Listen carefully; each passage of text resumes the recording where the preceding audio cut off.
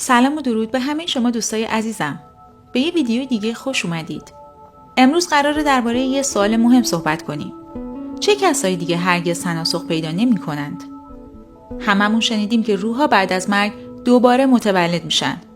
ولی آیا همه چرخه رو طی می‌کنن؟ یا ممکنه بعضی ارواح به مرحله‌ای برسن که دیگه هرگز به این دنیا برنگردن؟ امروز این راز رو کشف می‌کنیم. پس حتما تا آخر ویدیو همراه من باشید چون ممکنه حقیقتی رو بفهمید که نگاهتون به زندگی رو برای همیشه تغییر بده.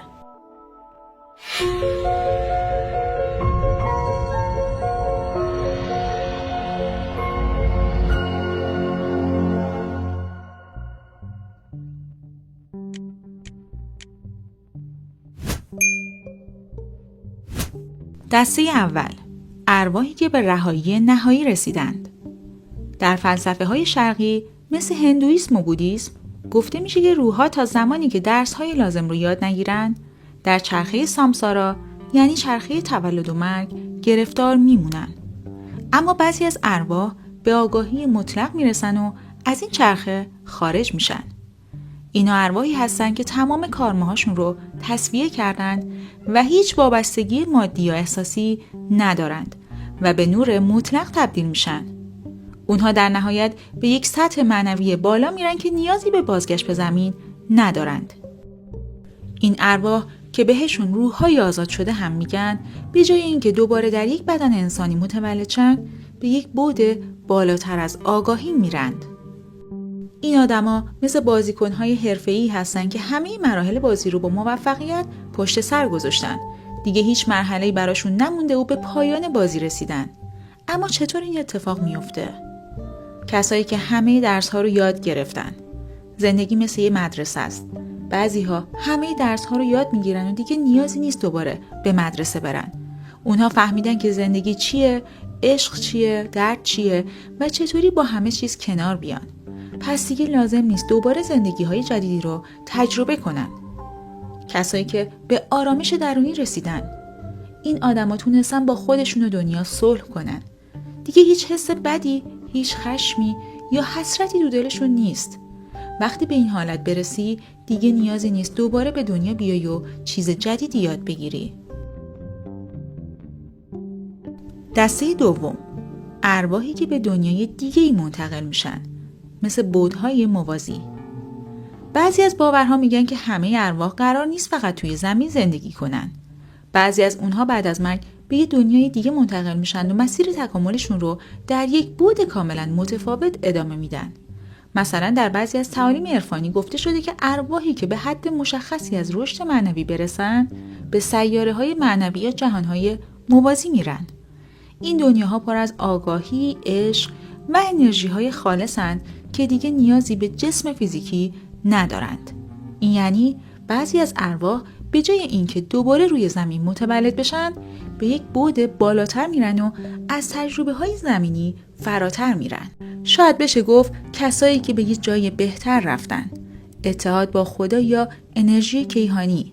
بعضی‌ها انقدر پیشرفت میکنن که دیگه به این دنیای مادی بر نمیگردن.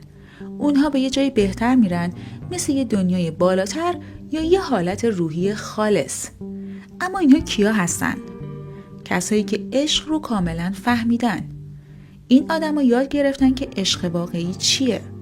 نه عشق به یه نفر خاص، بلکه عشق به همه چیز و همه کس چیه. وقتی به این مرحله برسی، دیگه نیازی نیست دوباره به دنیا بیای و عشق رو تجربه کنی. کسایی که به وحدت رسیدن. این آدما فهمیدن که همه چیز تو دنیا به هم وصله. اونها دیگه خودشون رو جدا از دنیا نمیبینن، بلکه خودشون رو بخشی از یک کل بزرگتر میدونن. وقتی به این حالت برسی، دیگه نیازی نیست دوباره به دنیا بیای و جدا بودن رو تجربه کنی. دسته سوم، ارواحی هستن که مأموریت خاصی رو کامل کردن. بعضی از ارواح با یک مأموریت خاصی به این دنیا میان. اونها ممکنه یک کار بزرگ برای بشر انجام بدن یا برای کمک به دیگران تجسم پیدا کنن. اما وقتی این مأموریت به پایان برسه، دیگه نیازی به بازگشت ندارند. این ارواح معمولا رهبران روحانی، معلمان مذهبی یا افرادی هستند که تأثیر بزرگی روی دنیا گذاشتن. برای همین اونها بعد از مرگ دیگه نیازی به تناسخ پیدا نمی کنند. دسته چهارم ارواحی هستند که در یک بعد گیر افتادن، مثل روح‌های سرگردان. برخی باورها میگن که بعضی از ارواح به دلیل تجربیات خاصی که داشتن بین دنیاها گیر میکنند و دیگه تناسخ پیدا نمیکنند، که شامل روح‌هایی میشه که به شدت وابسته به دنیای مادی بودن، یا مرگ ناگهانی یا ناتمامی داشتن، یا هنوز مسائلی برای حل کردن دارن ولی نمیتونن به زندگی جدید برگردن. این ارواح ممکنه به شکل ارواح سرگردان یا در بعدی بین مرگ و زندگی باقی بمونن تا زمانی که بتونن از این مرحله عبور کنند. اینها کسایی هستن که دیگه بازی رو دوست ندارند. بعضی‌ها انقدر خسته یا ناامید میشن که دیگه نمیخوان تو این بازی بمونن. اونها ممکنه به حالت سرگردانی برسند و دیگه بر نگردن. اما اینها کیا هستن؟ کسایی که خیلی رنج کشیدن. بعضی‌ها زندگی سخت و دردناکی داشتن. اونها ممکنه بعد از مرگ تصمیم بگیرن که دیگه بر نگردن، چون دیگه تحمل رنج‌های بیشتر رو ندارند. کسایی که گیج شدن. بعضی‌ها اونقدر تو زندگی‌های مختلف گم شدن که دیگه نمیدونن چی کار کنن. اونها ممکنه توی حالت سرگردانی بمونن و دیگه نخوان به دنیا برگردن. دسته پنجم روح‌هایی که انتخاب میکنن بر نگردن. بعضی باورها میگن که روح‌ها حق انتخاب دارن که دوباره تناسخ پیدا کنن یا اینکه تناسخ پیدا نکنن. بعضی‌ها به این نتیجه میرسن که دیگه نمیخوان به این دنیای فیزیکی برگردند و تصمیم میگیرن که در یک سطح معنوی بالاتر بمونن. این روح‌ها ممکنه به عنوان راهنماهای معنوی، فرشته‌های نگهبان یا حتی استادان روحی در جهان‌های دیگه باقی بمونن. این آدما مثل کسایی هستند که بازی رو ول کردند و به یه جای بهتر رفتن. اونها دیگه نیازی به زندگی‌های جدید ندارن، چون به آرامش و خوشبختی واقعی رسیدن. اما اینها کیا هستن؟ کسایی که به خودشون رسیدن. این آدما تونستن خود واقعیشون رو پیدا کنن و اونها دیگه نیازی ندارن دوباره به دنیا بیان و خودشون رو کشف کنن. کسایی که به هدفشون رسیدن. این آدما تونستن همه چیز رو تجربه کنن و به هدف نهاییشون برسن. وقتی به هدف نهایی برسی دیگه نیازی نیست دوباره شروع کنی.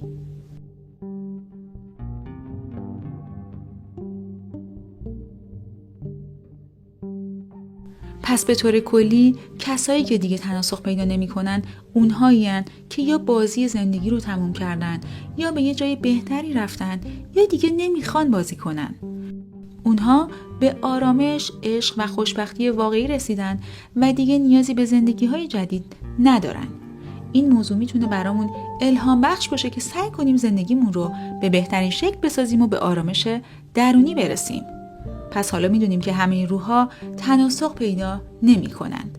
بعضی‌ها به رهایی نهایی میرسن، بعضی‌ها به بعدهای دیگه میرن، بعضی‌ها مأموریت خاصی دارن و بعضی‌ها هم بین دنیاها گیر میافتن. اما سوال اصلی اینه: روح شما چی؟ آیا دوباره به این دنیا برمیگردید یا نه؟ توی کامنت ها نظرتون رو بنویسید و بگید که کدوم یکی از این نظریه ها رو قبول دارید.